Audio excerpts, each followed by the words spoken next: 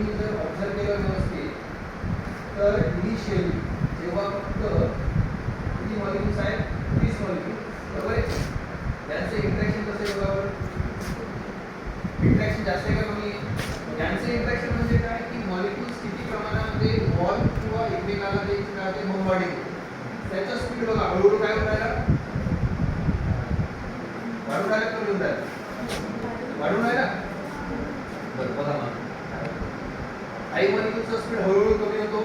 जेव्हा त्याचं कोलॅजन झालं तेव्हा अचानक स्पीड वाढते. काही मॉलिक्युलचं कोलॅजन नंतर स्पीड कमी होऊन जातं. हे असं काय होतं त्यांचं त्यांची इंटरनल एनर्जी ते काय करतात एकमेकांमध्ये शिफ्ट करतात. जेव्हा एक मॉलिक्यूल दुसऱ्या मॉलिक्यूलला जेव्हा कोलाईड होतो तेव्हा काय होतं तिथं एनर्जी एक्सचेंज होते. त्याचप्रमाणे जेव्हा मॉलिक्यूल हा सरफेसवर कोलाईड होतो तेव्हा तो काय करतो सरफेसवर एक प्रेशर टाकतो. That pressure is represented here. तोच प्रेशर आपल्याला इथं बघायला मिळतो. आता समजा मी